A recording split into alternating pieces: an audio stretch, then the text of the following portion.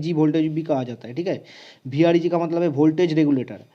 तो देखिए ये L9 से सप्लाई आ रहा है, ठीक है। L9A 1.8 यूज़ नहीं किया है, ये डायरेक्ट CPU से। अगर आप इसको कॉपी करके पेस्ट करोगे तो आपको पता।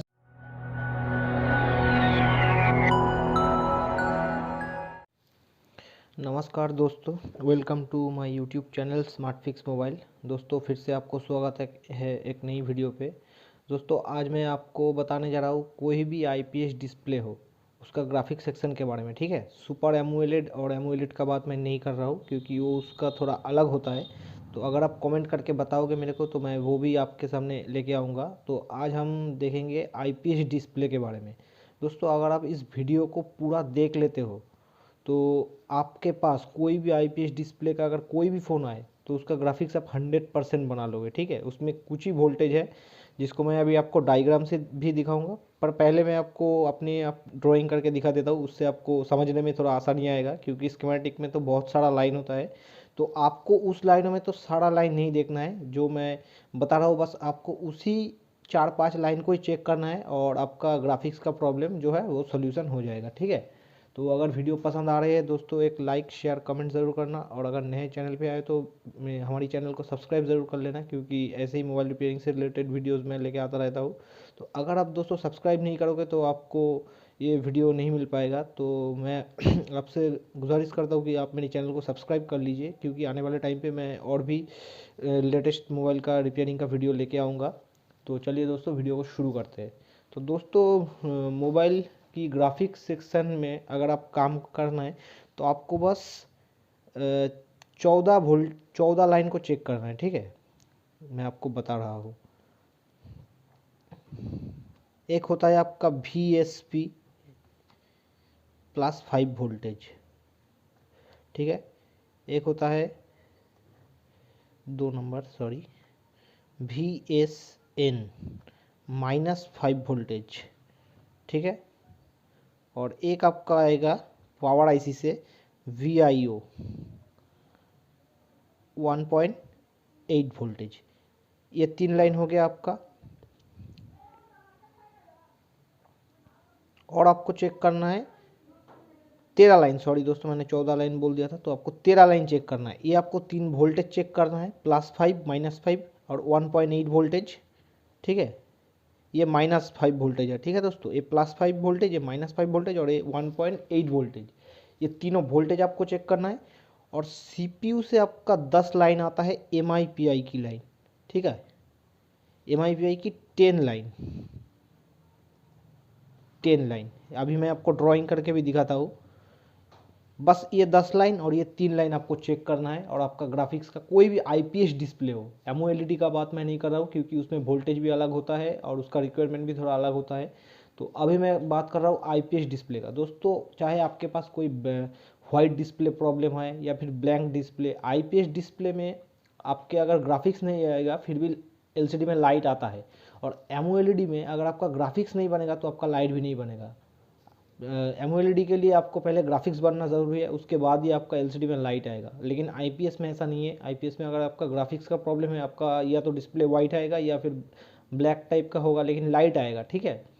तो अगर आपके पास कोई भी IPS डिस्प्ले आए और आपको डिस्प्ले ग्राफिक्स का प्रॉब्लम आया है तो आपको यही 13 लाइन आपको चेक करना है। मैं आपको ड्राइंग करके दिखाता हूँ, ठीक है। मान लीजिए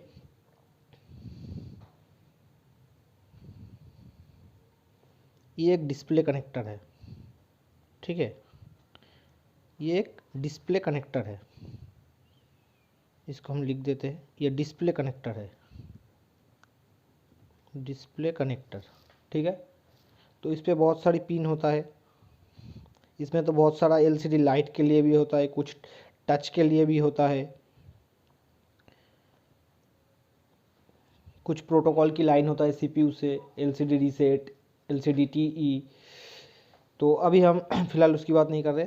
तो आपको यहाँ पर ये तीनों वोल्टेज चेक करना है। यहाँ पे एक पिन पे आएगा आपका +5 वोल्टेज, एक पिन पे आएगा आपका -5 वोल्टेज और एक पिन पे इधर पे आएगा आपका 1.8 वोल्टेज जिसको हम VIO वोल्टेज बोलते हैं, ठीक है। और ये जो देखना आप डिस्प्ले कनेक्टर के पास ऐसे डुअल कॉइल लगा होता है, ठीक है दोस्तों। ये 5 लगा होता है लेकिन एक्चुअल में 10 होता है। आप देखना ये डुअल कॉइल होता है, मतलब ये डबल होता है, एक साथ डबल कॉइल लगा होता है। और ये डुअल कॉइल लगा होता है, ये डायरेक्ट लाइन आपका सीपीयू से आता है, ठीक है, बीच में कुछ नहीं है, ये डायरेक्ट सीपीयू से आता है। तो ये जो सीपीयू से लाइन कनेक्टेड है, देखना दोनों दो कॉइल लगा होता है, ठीक है। इस पे ये आपका सीपीयू से लाइन जुड़ा होता है।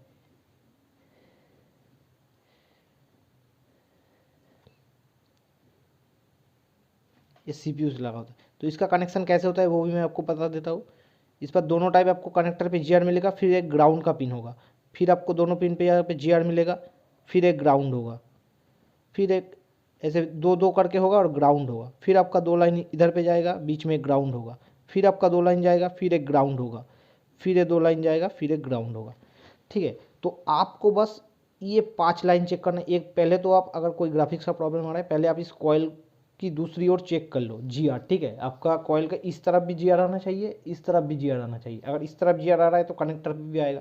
तो पहले तो आप ये चेक कर लो, ठीक है, ये पांचों कॉइल चेक कर लो। और उसके बाद एलसीडी कनेक्टर के पास बहुत सारे कैप लगे होते हैं या फिर रजिस्टर लगे होते हैं, तो आप उसको एक बार नॉर्मली चेक कर लो, इस पर कोई शॉर्ट सर्किट या लीकेज वगैरह या ओपन सर्किट तो नहीं है, ठीक है। तो इसको मैं लिख देता हूँ, ये कैपेसिटर, ये कैपेसिटर, ये रजिस्टर, ऐसे कुछ कंपोनेंट्स कनेक्टर के पास लगा होता है।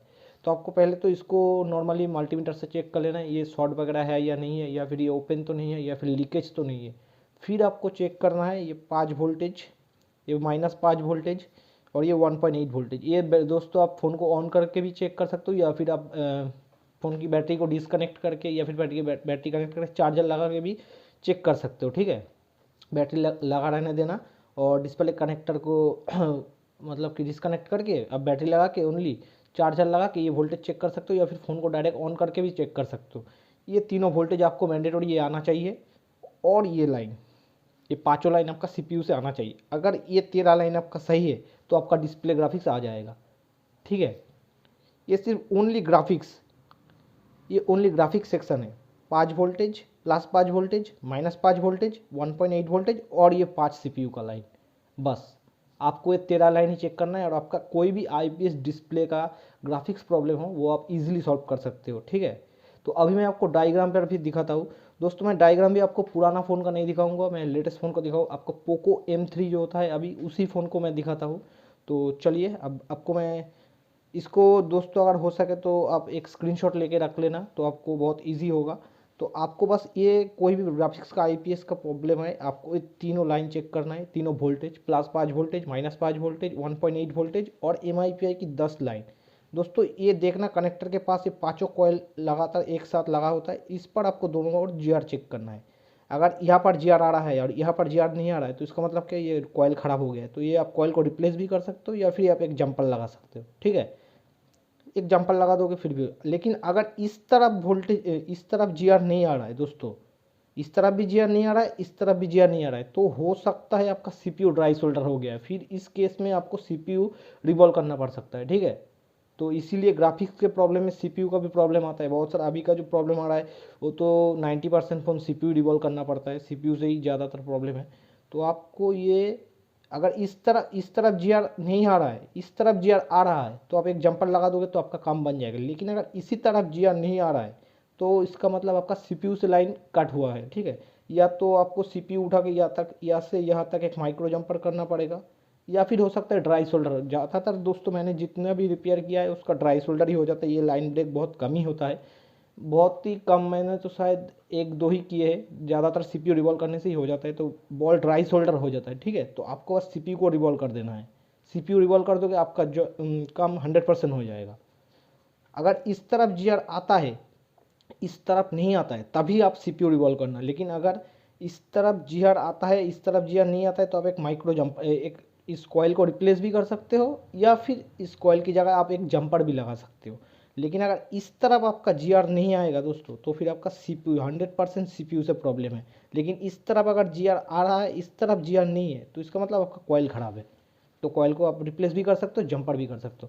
तो चलिए दोस्तों, अभी हम देख लेते हैं स्कीमेटिक डायग्राम पर कि किस तरह से ये वोल्टेज आता है नहीं आता है। और दोस्तों मैं आपको एक सिंपल सा एक आईसी का, ये जो 5 वोल्टेज +5 -5 वोल्टेज के लिए ये बहुत सारी, या तो पीएमआई सर्किट में भी होता है, या फिर ग्राफिक्स का भी आईसी अलग से लगा हो सकता है। ठीक है, ग्राफिक्स का आपका 12 वोल्ट का आईसी होता है बहुत सारे मॉडलों में, 1 2 3 4, 1 2 3 4, 1 2 3 4, ये ऐसे टाइप के भी आईसी आ सकता है ग्राफिक्स के लिए। या तो पीएमआई या फिर पीएमआई या फिर पीएमएल, इस आईसी पर भी अभी हो सकता है आपका ग्राफिक्स सेक्शन। यही आपका लाइट सेक्शन होता है, यही आपका लाइट आईसी, यही आपका ग्राफिक्स आईसी।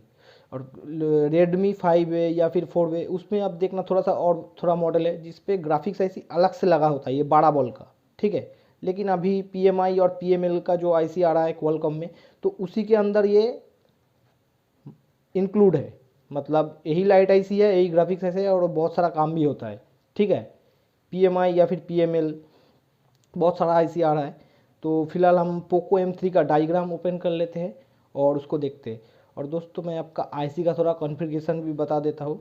ये जो 12 वोल्ट का आईसी है, इस पे या तो इनपुट आएगा आपका, इन वोल्टेज आएगा VPH का 4 वोल्टेज, EN सप्लाई आता है 2, EN वोल्टेज आता है, और थोड़ा CPU का SCL SDA का लाइन होता है, CPU से ये कुछ प्रोटोकॉल होता है, और आपका आउटपुट निकल देता है VSP और VSN। इस आईसी का मैं डाटा शीट स्कीमेटिक खोल के भी आपको दिखाऊंगा, इस आईसी के लिए क्या क्या आपका रिक्वायरमेंट है इस आईसी को ऑन होने के लिए, एक्टिव होने के लिए। ठीक है, तो इसमें +5 वोल्ट और -5 वोल्ट आपका ये आउटपुट देता है ये आईसी। ठीक है, और या फिर पीएमआई या फिर पीएमएल, ये आईसी ग्राफिक्स के लिए यूज़ होता है क्वालकॉम में। मीडियाटेक में भी दूसरा आईसी यूज़ होता है। तो फिलहाल हम पोको M3 की डायग्राम ओपन कर लेते हैं और देखते हैं कि इस पे किस तरह से हम देख सकते हैं। ठीक है, चलिए। तो देखिए दोस्तों, जैसे मैंने आपको कहा था कि मैं आपको पोको M3 का जो अभी का लेटेस्ट हैंडसेट है उसी में आपको दिखाऊंगा कि किस तरह से ये होता है। तो पहले तो हम इसका लेआउट को ओपन कर लेते हैं। ठीक है, तो देखिए ये है इसका लेआउट, पोको M3 का ये लेआउट है। तो इसका डिस्प्ले कनेक्टर और आपका चार्जिंग का कनेक्टर सब एक ही है। देखिए यही पे है DP/DM भी, बस मतलब यही चार्जिंग के लिए, और यही आपका LCD कनेक्टर है। ठीक है, तो इसका देखिए, इसका पार्ट नंबर हम देख लेते हैं, CN2701। तो अब हम इसको कॉपी करते हैं स्कीमेटिक पर जाकर।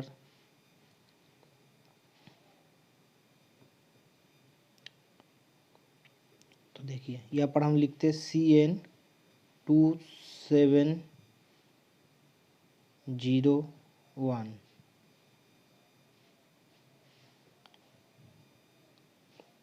CN2701। तो देखिए ये हमारा आ गया CN2701। ठीक है, तो देखिए, तो ये भी एक IPS डिस्प्ले ही है। तो देखिए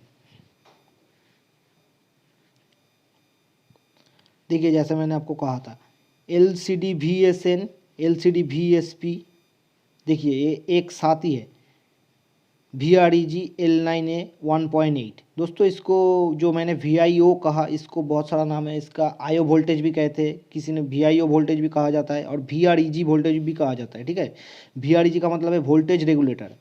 तो देखिए ये L9 से सप्लाई आ रहा है। ठीक है, L9A 1.8। तो जैसे मैंने आपको कहा था, आपको ये तीनों वोल्टेज चेक करना है। VSP होता है आपका +5 वोल्टेज, VSN होता है आपका -5 वोल्टेज, और ये है आपका VREG 1.8 वोल्टेज। और देखिए दोस्तों, जैसे मैंने आपको कहा था, इस पर देखिए कोई कॉयल यूज़ नहीं किया हुआ है, डायरेक्ट CPU से। अगर आप इसको कॉपी करके पेस्ट करोगे तो आपको पता चलेगा, बहुत सारे फ़ोनों में इस कनेक्टर के पास ही आपको यहाँ पर कॉयल दिखने को मिल जाएगा। जैसे कि देखिए ये 2 लाइन फिर एक ग्राउंड। अब देखिए जैसे मैंने आपको कहा था, ये देखिए MIPI की 2 लाइन गया है। उसके बाद देखिए ये जो 24 नंबर, देखिए 26 और 25 MIPI का लाइन है, और 24 नंबर है देखिए आपका ग्राउंड। ये देखिए ये देखिए 24 नंबर की पिन ये यहाँ पे कनेक्ट हुआ और ये सीधा आके ये देखिए ग्राउंड। फिर देखिए MIPI का 2 लाइन 23, 22 और 21 नंबर फिर ग्राउंड। फिर देखिए MIPI का 2 लाइन 20, 19, 18 नंबर फिर ग्राउंड। MIPI का 2 लाइन 17, 16 और 15 नंबर ग्राउंड। MIPI का 2 लाइन 14, 13 और 12 नंबर फिर ग्राउंड। जैसे मैंने आपको ड्राइंग करके बताया, 2 लाइन होता है CPU से आया हुआ, फिर बीच में एक ग्राउंड होता है, फिर 2 लाइन होता है, फिर एक ग्राउंड होता है। तो आपको बस ये लाइनों पर GR चेक कर लेना है CPU से। अगर GR आ रहा है मतलब CPU से लाइन सही है, ठीक है। अगर यहाँ पे एक पिन पर भी GR नहीं आता है, इस केस में इस मॉडल पे देखिए यहाँ पर डुअल कॉइल नहीं लगा हुआ है, ठीक है। तो इस केस में आपको डायरेक्ट CPU रिवॉल्व करना पड़ेगा, और CPU रिवॉल्व से नहीं होगा। आप जब आप CPU को ओपन करोगे तो आप जिस पिन पे ये CPU से कनेक्ट हुआ है उस पिन से इस कनेक्टर के पिन तक आपको मल्टीमीटर से कंटिन्यूटी चेक करना पड़ेगा, क्या ये लाइन सही है। अगर लाइन सही है तभी आप CPU लगाओगे तो GR आएगा। अगर लाइन ही ब्रेक है तो आप चाहे एक बार 10 बार 15 बार भी CPU रिवॉल्व कर लो, यहाँ पे GR भी नहीं आएगा और आपका ग्राफिक्स का प्रॉब्लम सॉल्व भी नहीं होगा, ठीक है। तो आपको ये 10 लाइन चेक करना पड़ेगा। यहाँ पे तो कॉयल नहीं है, अगर दूसरे फ़ोन पे कहीं पे कॉयल होता है, बहुत सारी मॉडलों पे ये कॉयल होता है, तो आपको इस कॉयल को भी चेक करना पड़ता है, कॉयल की एक तरफ भी GR आ रहा है नहीं आ रहा है। अगर इस तरफ नहीं आया कनेक्टर के तरफ तो आपको कॉयल रिप्लेस करना है या फिर जंपर करना है। और लेकिन अगर कनेक्टर के उल्टे साइड पे आ रहा है, मतलब इस साइड पे आ रहा है CPU के साइड पे, तो आपको डायरेक्ट CPU पे काम करना है, ठीक है दोस्तों। और देखिए ये आपका, ये तो जैसे मैंने आपको कहा था यही मेन पत्ता है, ये माइक का कनेक्शन है, main mic positive, main mic bias की लाइन है। ये LCD देखिए बैकलाइट की सेक्शन है, LCD BL LED है, LCD कैथोड की 2 लाइन होती है। LCD ये एनोड की लाइन, LCD कैथोड की लाइन। ये +20 वोल्टेज का लाइन होता है दोस्तों। LCD BL LED है, एनोड में +20 वोल्टेज का लाइन होता है, इसमें 20 वोल्टेज से ज़्यादा आता है।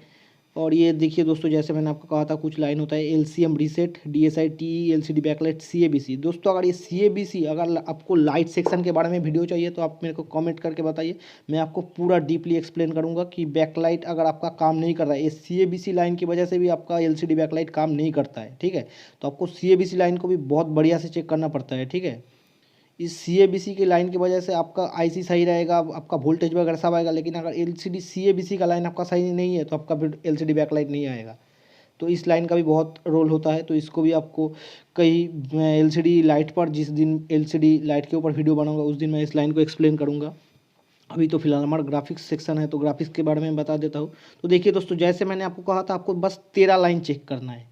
IPS डिस्प्ले कोई भी फ़ोन आपके पास आए, चाहे MI हो, वीवो हो, ओप्पो, कोई भी फ़ोन हो, आपको बस ये 13 लाइन चेक करना है, ठीक है। एक है -5 वोल्टेज, एक है +5 वोल्टेज, एक है 1.8 वोल्टेज और CPU का ये 10 लाइन बस।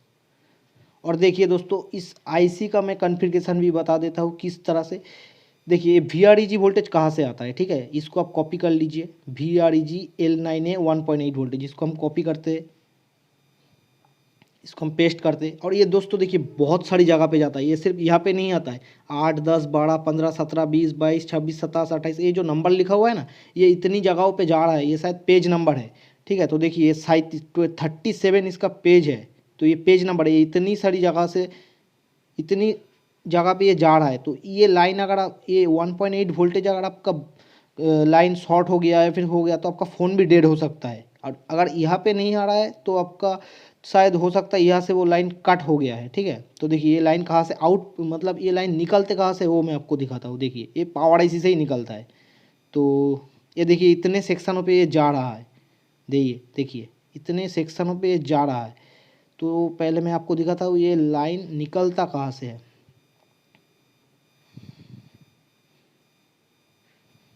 ये देखिए WCD, मतलब ये आपका ऑडियो IC है WCD। क्वालकॉम में दोस्तों WCD का मतलब होता है आपका ऑडियो सेक्शन, ऑडियो IC। तो इस पर भी ये जा रहा है, देखिए दोस्तों, ये देखिए VREG L9 1.8। तो ये IC आउटपुट कहाँ से हो रहा है पहले मैं आपको दिखाता हूँ।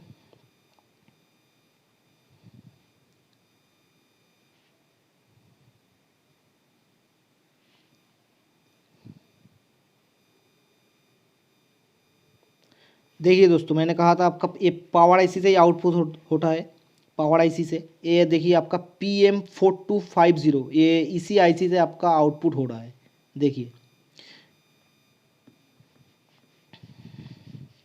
देखिए दोस्तों VREG ये इतने सारे LDO, एल का मतलब होता है दोस्तों LDO, ये LDO सेक्शन है, ठीक है। देखिए सारे LDO वोल्टेज आउटपुट हो रहा है यहाँ से 1.0, 1.0, 0.9, 2.9, 0.6, 1.2, 0.6, 1.8, 1.8, 3.1। तो ये सारे आपका LDO वोल्टेज है। ये कौन सा IC आउटपुट कर रहा है आपका, देखिए ये आपका PM4250। तो ये IC से ये वोल्टेज आउटपुट होता है, ठीक है, L9, और वो इतनी सेक्शनों पे जाता है। चाहे आप ऑडियो सेक्शन देखिए, आपका कैमरा सेक्शन, ये VIO वोल्टेज आपका बोर्ड का हर सेक्शन में जाता है, चाहे वो नेटवर्क सेक्शन हो, चाहे वो आपका कैमरा का सेक्शन हो, चाहे वो आपका ग्राफिक्स सेक्शन हो, चाहे वो आपका लाइट सेक्शन हो, कोई भी सेक्शन हो, ये 1.8 वोल्टेज आपको मिलेगा ही मिलेगा। इसको कहते हैं VIO वोल्टेज या फिर VREG वोल्टेज या फिर IO वोल्टेज, बहुत सारा नाम है इसका। तो इस वोल्टेज को तो मैंने आपको दिखा दिया। अभी हम देखते हैं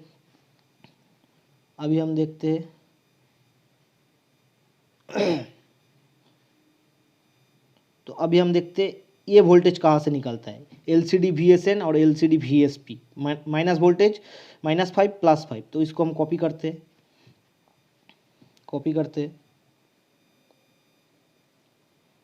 और इसको पेस्ट करते हैं। देखिए ये तो अभी फ़िलहाल कनेक्टर पे है, इससे पहले कहाँ से, ये देखिए दोस्तों ये यहाँ से आउटपुट हो रहा है PMI 632। देखिए दोस्तों जैसे मैंने आपको कहा था PMI, यही से आपका ये PMI या फिर PML, पहले तो Redmi 5A में अगर आप देखोगे उसके 12 वोल्ट का एक ग्राफिक्स IC अलग से यूज़ किया होता है, तो पर इस पे PMI पे ही इंक्लूड है। और ये PMI सिर्फ आपका ग्राफिक्स IC भी नहीं है, ये आपका चार्जिंग IC भी है। तो यही आपका चार्जिंग IC है, यही आपका ग्राफिक्स IC है। तो देखिए इसको आउटपुट होने के लिए क्या क्या वोल्टेज का रिक्वायरमेंट है, आप देखिए VDD DISP VPH पावर। इस VPH का पावर का मतलब देखिए, अगर दोस्तों VPH आपको नहीं पता है क्या है, तो इसके ऊपर भी मैंने एक वीडियो बनाया अपनी चैनल पे, आप जाके देख सकते हो, जहाँ पे मैंने VPH लाइन को पूरा एक्सप्लेन किया है। ये कहाँ से आउटपुट होता है, कहाँ से इनपुट होता है, क्या इसका रिक्वायरमेंट है, कहाँ से निकलता है, सारा मैं वहाँ पर दिया है। तो आप पहले देखिए ये VPH 4 वोल्टेज, VPH जैसे हम सबको पता है, ये VPH या VCS का लाइन एक ही होता है। तो यहाँ पे 3.7 से लेकर 4.2 वोल्ट तक होता है, ठीक है। तो ये VPH वोल्टेज इसको चाहिए। देखिए ये 6 नंबर की पिन पे भी आपको 3.7 टू 4.2 वोल्टेज मिलेगा, और IC का ये 6 नंबर पिन है, ठीक है दोस्तों। देखिए 6 नंबर का IC का पिन है, और 26 नंबर का पिन जो है VSW का मतलब होता है दोस्तों स्विचिंग। और स्विचिंग जहाँ पे भी यूज़ होगा स्विचिंग वर्ड, वहाँ पर एक कॉइल आपको ज़रूर मिलेगा ही मिलेगा। तो देखिए यहाँ पर एक कॉइल लगा हुआ है, और एक कॉइल बड़ा ही होता है, बूस्ट कॉइल होता है, जैसे बूस्ट कॉइल बक कॉइल जैसा बड़ा होता है, वैसा ही बड़ा कॉइल होता है, ये छोटा कॉइल नहीं होता। L1901 ये कॉइल लगा होता है। और दोस्तों ये देखिए VDISP MID, ये रेफरेंस की लाइन होती है। देखिए दोस्तों ये लाइन निकल के एक कैपेसिटर के साथ ओनली ग्राउंड हुआ है।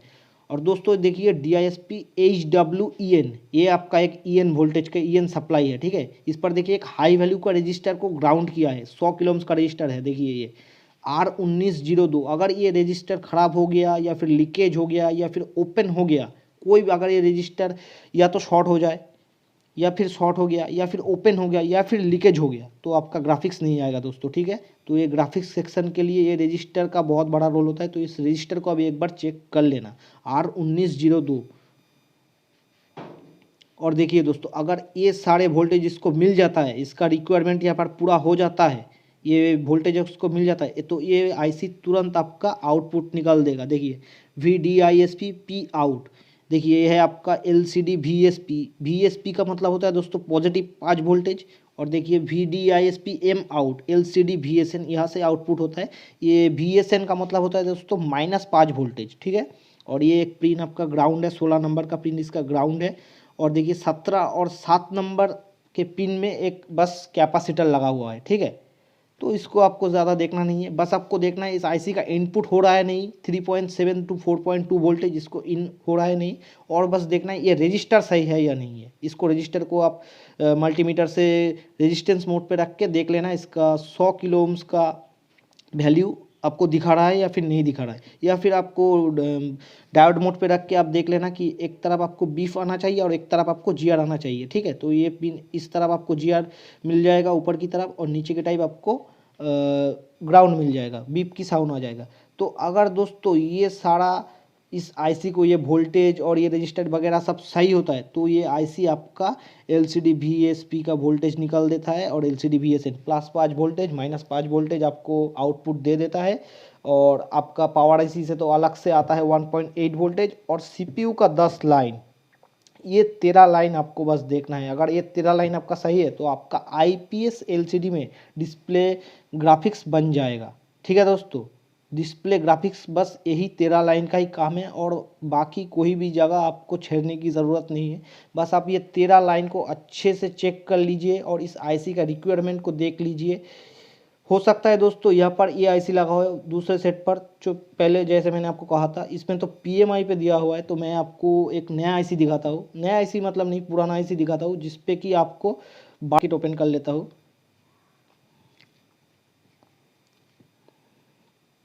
तो यह इसका सर्किट। तो पहले हम लेआउट को कॉपी करते हैं। ठीक है, लेआउट से हम डिस्प्ले कनेक्टर को कॉपी करते हैं। तो देखिए दोस्तों, ये है इसका एलसीडी कनेक्टर। और देखिए जैसे मैंने आपको कहा था एलसीडी कनेक्टर पर ऊपर की तरफ आपको कॉइल मिलेगा। देखिए ये 5 कॉइल है। ये दोस्तों सीपीयू का ही लाइन है ग्राफिक्स के लिए, 1 2 3 4 5। देखिए EM5 EM2 EM1 EM4 EM3। ये कॉइल अगर ख़राब हो गया तब भी आपका ग्राफिक्स नहीं बनेगा। ठीक है, तो दोस्तों इस कनेक्टर को हम कॉपी कर लेते हैं, J2102 इसको कॉपी करते हैं और हम स्कीमेटिक पर चलते हैं। स्कीमेटिक पर चल के हम इसको पेस्ट करते हैं। और देखिए दोस्तों ये आ गया हमारा डिस्प्ले कनेक्टर। देखिए दोस्तों ये जो वो कॉइल मैंने आपको कहा था, देखिए यही वो कॉइल है। ये कॉइल से, और देखिए ये लाइन कहाँ से आउटपुट हो रहा है वो भी मैं आपको दिखाता हूँ। ठीक है, देखिए इस लाइन को मैं कॉपी किया,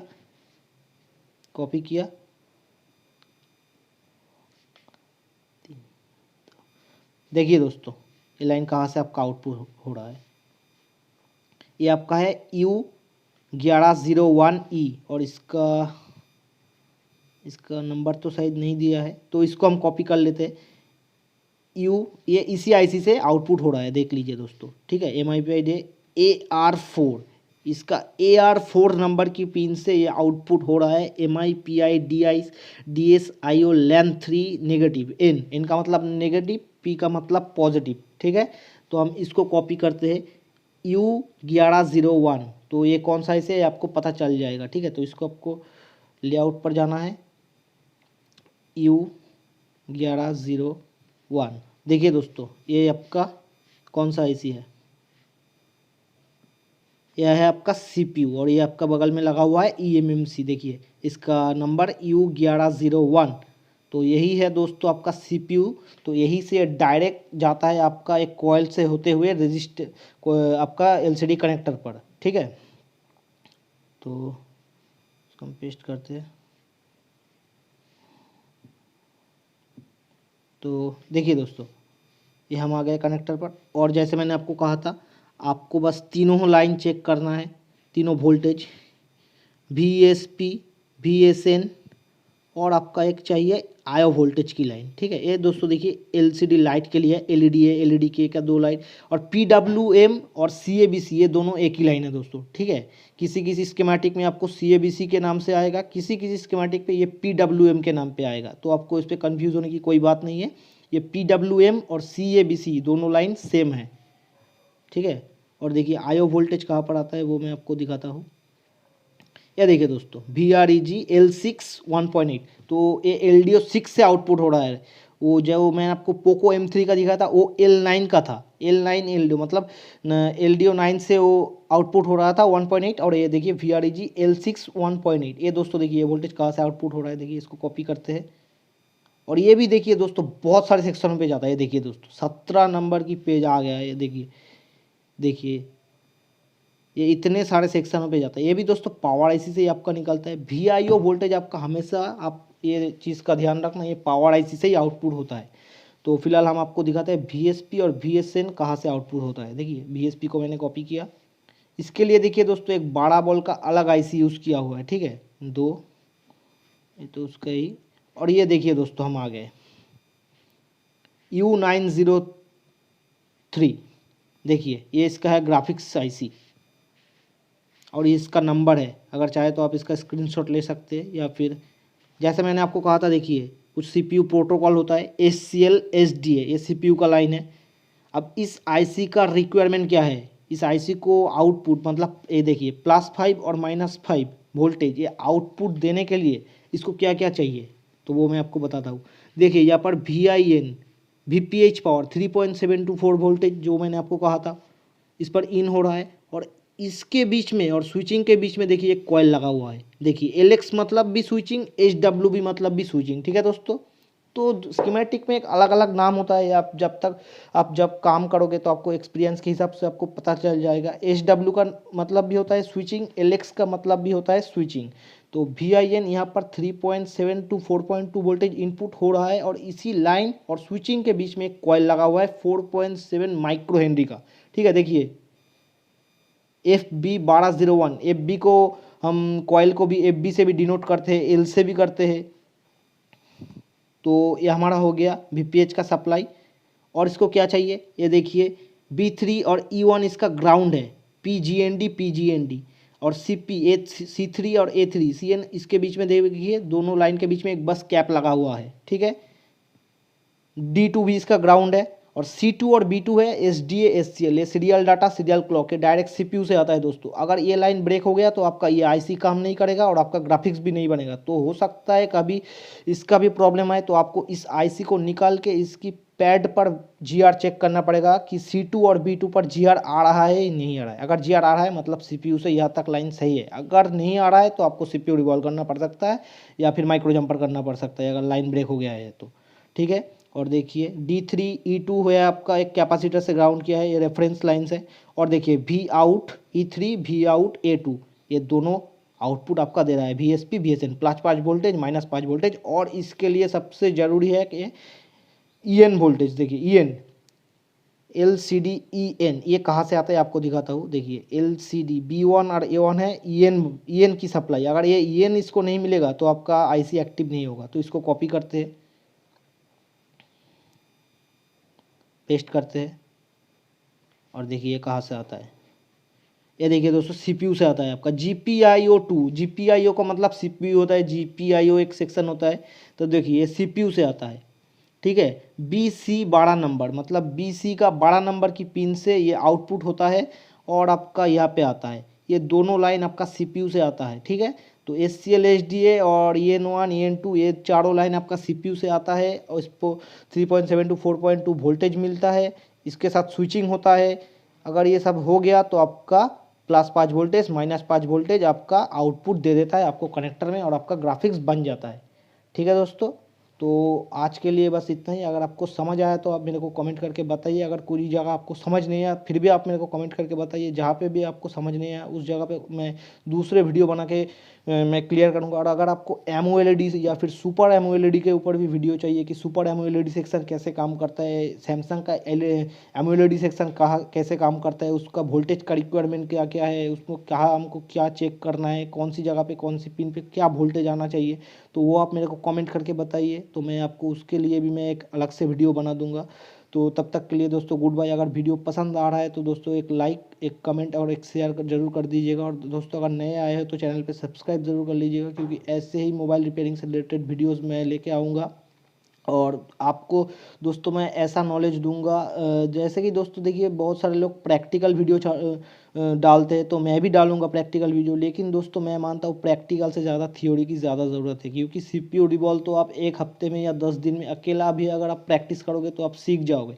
लेकिन अगर दोस्तों आपका लाइनों की नॉलेज नहीं है तो आप फॉल्ट फाइंडिंग नहीं कर सकते। यही सेक्शन को अगर देखिए दोस्तों, कोई ग्राफिक्स सेक्शन आया आपके पास, अगर आप पहले ही CPU उठा दोगे, पावर IC उठा दोगे, ग्राफिक्स सेक्शन को हीट कर दोगे, तो क्या काम बनेगा? आप 1 दिन 2 दिन लगा दोगे फिर भी आपका काम नहीं बनेगा। लेकिन अगर जिस तरह से मैंने आपको कहा, आप पहले ये तीनों वोल्टेज चेक कीजिए, ये 10 लाइन को चेक कीजिए, कोई ना कोई आपको फॉल्ट मिल ही जाएगा। आप देखना ज़्यादातर प्रॉब्लम आता है या फिर ग्राफिक्स IC से प्रॉब्लम आता है, या फिर देखना कोई वो ग्राफिक्स का जो एक कॉइल होता है वो ख़राब हो जाता है। आपको या तो वो कॉइल रिप्लेस या जंपर करना पड़ेगा, या फिर CPU रिवॉल्व करना पड़ेगा। और ज़्यादातर आपका ग्राफिक्स IC ही ख़राब होती है, ठीक है। तो उसको अगर आप बदल दोगे तो एक ही बार में आपका काम बन जाएगा। कहीं कहीं सेक्शन में कई जगह पे आपका EN वोल्टेज भी नहीं आता, EN का, तो इस वजह से भी नहीं होता। तो इसको आपको स्टेप बाय स्टेप चेक करना पड़ेगा। हुट तरह का में कोई जल्दीबाजी काम मत करना कि पहले ग्राफिक्स नहीं बन रहा है तो CPU रिवॉल्व कर दो। अभी तो वैसे भी 90% फ़ोन CPU से प्रॉब्लम सॉल्व हो रहा है, तो दोस्तों कोई भी ज़्यादा चेक नहीं करता, फ़ोन आता है डायरेक्ट CPU उठा के रिवॉल्व कर देता है, फिर काम नहीं हुआ तो 2 घंटा बाद कहता है क्या हुआ, काम नहीं हुआ। तो इस तरह से नहीं है दोस्तों, आप प्रॉपर वोल्टेज को चेक कीजिए, कहाँ पे क्या लाइन का GR आ रहा है, क्या वोल्टेज आ रहा है, उसके बाद ही आप कोई डिसीजन लीजिए कि मेरे को CPU पे काम करना है या फिर ग्राफिक्स सेक्शन पे काम करना है, या फिर VIO वोल्टेज मेरे को नहीं बन रहा है तो मेरे को पावर सेक्शन में काम करना है। तो पहले आप क्लियर हो जाइए कि कहाँ पे फॉल्ट है, फिर ही आप SMD को पकड़िए। पहले ही आप SMD मत पकड़िए, पहले आप मल्टीमीटर से अच्छे से टेस्ट कीजिए, सारी लाइनों का GR लीजिए, कंपोनेंट्स की वैल्यू चेक कीजिए, कहाँ पे कोई शॉर्टिंग GR लीकेज या फिर ओपन कंडीशन है या नहीं है वो देखिए, उसके बाद ही आप SMD चलाइए। तो ठीक है दोस्तों, आज के लिए बस इतना ही, मिलते हैं कहीं नेक्स्ट वीडियो पर, तब तक अपना ध्यान रखना, गुड बाय। और दोस्तों चैनल को सब्सक्राइब ज़रूर कर देना, क्योंकि ऐसे ही मोबाइल रिपेयरिंग से वीडियो मैं लेके आऊँगा। अगर आप सब्सक्राइब नहीं करोगे तो आपको ये वीडियो शायद नहीं मिल पाएगा, तो आप सब्सक्राइब करके नोटिफिकेशन बेल को ऑल पे क्लिक कर देना। जैसे ही हम कोई नया वीडियो अपलोड करेंगे तो सबसे पहले आपके पास वो नोटिफिकेशन आ जाएगा। तो ठीक है दोस्तों, थैंक यू, आज के लिए बस इतना ही।